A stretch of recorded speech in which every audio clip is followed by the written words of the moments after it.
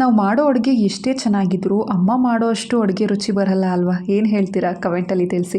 ಎಲ್ರಿಗೂ ನಮಸ್ಕಾರ, welcome to my channel. ಇವತ್ತಿನ ಈ ವಿಡಿಯೋದಲ್ಲಿ ನಮ್ಮಮ್ಮ ಮಾಡುವಂತಹ ಬೆಂಡೆಕಾಯಿ ಗೊಜ್ಜನ್ನ ಯಾವ ರೀತಿ ಮಾಡೋದು ಅನ್ನೋದನ್ನು ಈ ವಿಡಿಯೋದಲ್ಲಿ ನೋಡೋಣ. ತುಂಬ ಈಸಿಯಾದಂತಹ ರೆಸಿಪಿ, ಅಷ್ಟೇ ರುಚಿನೂ ಕೂಡ ಚೆನ್ನಾಗಿರುತ್ತೆ.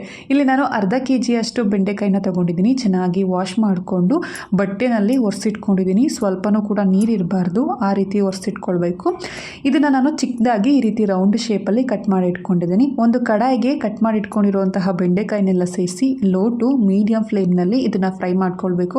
ನಾನಿಲ್ಲಿ ಎಣ್ಣೆ ಹಾಕ್ತಾ ಇಲ್ಲ. ಎಣ್ಣೆ ಹಾಕ್ದೇನೆ ಫ್ರೈ ಮಾಡಿಕೊಂಡ್ರೆ ಬೇಗ ಆಗಿಬಿಡುತ್ತೆ. ಎಣ್ಣೆ ಹಾಕ್ಬಿಟ್ರೆ ಸ್ವಲ್ಪ ಲೇಟ್ ಆಗುತ್ತೆ. ಅದಕ್ಕೋಸ್ಕರ ಇದರಲ್ಲಿರುವಂತಹ ಲೋಳೆ ಅಂಶ ಎಲ್ಲ ಹೋಗಬೇಕು, ಅಲ್ಲಿವರೆಗೂ ಇದನ್ನು ಫ್ರೈ ಮಾಡ್ಕೊಳ್ಬೇಕು. ನೀವು ನೋಡಬಹುದು ಸ್ವಲ್ಪನೂ ಕೂಡ ಲೋಳೆ ಅಂಶ ಇಲ್ಲ. ಈಗ ಈ ಬೆಂಡೆಕಾಯಿ ಚೆನ್ನಾಗಿ ಫ್ರೈ ಆಗಿದೆ. ಇದನ್ನು ಒಂದು ಕಡೆ ಎತ್ತಿಟ್ಕೊಂಡು ಇಲ್ಲಿ ಇನ್ನೊಂದು ಕಡಾಯಿಗೆ 2 ರಿಂದ 3 ಟೇಬಲ್ ಸ್ಪೂನಷ್ಟು ಎಣ್ಣೆನ ಸೇರಿಸಿ, ಎಣ್ಣೆ ಕೂಡ ಬಿಸಿಯಾದ ನಂತರ ಸಾಸಿವೆ, ಜೀರಿಗೆ, 2 ಸ್ಪೂನಷ್ಟು ಕಡಲೆಬೇಳೆನ ಹಾಕಿ 2-3 ಸಲ ಹೀಗೆ ಚೆನ್ನಾಗಿ ಫ್ರೈ ಮಾಡ್ಕೊಳ್ಬೇಕು. ಕಡಲೆಬೇಳೆ ಎಲ್ಲ ಚೆನ್ನಾಗಿ ಫ್ರೈ ಆಗಿದ ನಂತರ 2 ಮೀಡಿಯಮ್ ಸೈಜ್ ಈರುಳ್ಳಿನ ಈ ರೀತಿ ಚಿಕ್ಕದಾಗಿ ಕಟ್ ಮಾಡ್ಕೊಂಡು ಹಾಕಿದ್ದೀನಿ. ಹಾಗೆ ಒಂದು ಸ್ವಲ್ಪ ಕರಿಬೇವಿನ ಸೊಪ್ಪನ್ನು ಕೂಡ ಹಾಕ್ಕೊಂಡು ಈರುಳ್ಳಿ ಎಲ್ಲ ಕಲರ್ ಸಾಫ್ಟ್ ಆಗೋವರೆಗೂ, ಹಾಗೆ ಕಲರ್ ಚೇಂಜ್ ಆಗೋವರೆಗೂ ಇದನ್ನು ಫ್ರೈ ಮಾಡ್ಕೋಬೇಕು. ಈರುಳ್ಳಿ ಬೇಗ ಫ್ರೈ ಆಗಬೇಕು ಅಂದರೆ ಒಂದು ಸ್ವಲ್ಪ ಉಪ್ಪನ್ನು ಕೂಡ ಸೇರಿಸ್ಕೊಂಡು ಇದನ್ನು 2-3 ನಿಮಿಷ ಚೆನ್ನಾಗಿ ಕುಕ್ ಮಾಡ್ಕೊಳ್ಬೇಕು. ಇದಾಗಿದ ನಂತರ 2 ಮೀಡಿಯಮ್ ಸೈಜ್ ಟೊಮೊಟೊನು ಕೂಡ ಈ ರೀತಿ ಚಿಕ್ಕದಾಗಿ ಕಟ್ ಮಾಡಿಕೊಂಡು ಹಾಕಿದ್ದೀನಿ. ಟೊಮೊಟೊ ಹಾಕಿದ ನಂತರ ಟೊಮೊಟೊನು ಕೂಡ ಸಾಫ್ಟಾಗಿ ಇದನ್ನು ಬೇಯಿಸ್ಕೊಳ್ಬೇಕು. ಈರುಳ್ಳಿ ಹಾಗೆ ಟೊಮೊಟೊ 2 ಕೂಡ ಸಾಫ್ಟಾಗಿ ಬೇಯಿಸ್ಕೊಳ್ಬೇಕು. ಟೊಮೊಟೊಗೂ ಕೂಡ ನಾನಿಲ್ಲಿ ಒಂದು ಸ್ವಲ್ಪ ಉಪ್ಪನ್ನು ಕೂಡ ಸೇರಿಸ್ಕೊಂಡು ಮತ್ತೆ ಇದನ್ನು ಒಂದು ಸಲ ಮಿಕ್ಸ್ ಮಾಡಿ ಲಿಡ್ನ ಕ್ಲೋಸ್ ಮಾಡಿ ಏನಿಲ್ಲ ಅಂದರೂ 2 ರಿಂದ 3 ನಿಮಿಷಗಳ ಕಾಲ ಬೇಯಿಸ್ಕೊಳ್ಬೇಕು. ಮಧ್ಯೆ ಮಧ್ಯೆ ಕೈ ಆಡಿಸ್ತಾ ಬರಬೇಕು, ಇಲ್ಲಾಂದರೆ ತಳ ಹಿಡಿದ್ಬಿಡುತ್ತೆ. ನೀವು ನೋಡಬಹುದು ಟೊಮೊಟೊ ಎಲ್ಲ ಚೆನ್ನಾಗಿ ಸಾಫ್ಟಾಗಿ ಬೆಂದಿದೆ. ಹಾಗೆಯೇ ಇದನ್ನು ಈ ಸ್ಪ್ಯಾಚುಲಾಯಿಂದ ಹೀಗೆ ಸ್ಮ್ಯಾಶ್ ಮಾಡ್ಕೊಳ್ತಿದ್ದೀನಿ. ಟೊಮೊಟೊ ಮಾತ್ರ ಈ ರೀತಿ ಸ್ಮ್ಯಾಶ್ ಮಾಡಿಕೊಂಡ್ರೆ ತುಂಬಾ ಚೆನ್ನಾಗಿರುತ್ತೆ.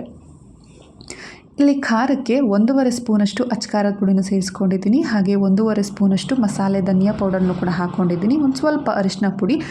ಇಲ್ಲಿ ನೀವು ಸಾಂಬಾರು ಪುಡಿನೂ ಕೂಡ ಹಾಕ್ಕೊಳ್ಬಹುದು. ನಾವು ಸಪ್ರೇಟಾಗಿ ಮಾಡಿಸಿಟ್ಕೊಂಡಿರ್ತೀವಿ. ಕೆಲವೊಂದು ಬಾರಿ ಸಪ್ರೇಟಾಗೂ ಇರುತ್ತೆ, ಕೆಲವೊಂದು ಬಾರಿ ಒಟ್ಟಿಗೆ ಹಾಕಿ ಕೂಡ ಮಾಡಿಟ್ಕೊಂಡಿರ್ತೀವಿ. ಇದನ್ನು ಎಣ್ಣೆನಲ್ಲೇ ಈ ರೀತಿ ಚೆನ್ನಾಗಿ ಡ್ರೈ ಮಾಡ್ಕೊಳ್ಬೇಕು. ನೀರು ಹಾಕ್ದೇ ಸ್ವಲ್ಪ ಎಣ್ಣೆಯಲ್ಲಿ ಫ್ರೈ ಮಾಡಿಕೊಂಡು ಇಲ್ಲಿ 2 ಗ್ಲಾಸಷ್ಟು ನಾನು ನೀರನ್ನು ಸೇರಿಸ್ಕೊಂಡಿದ್ದೀನಿ.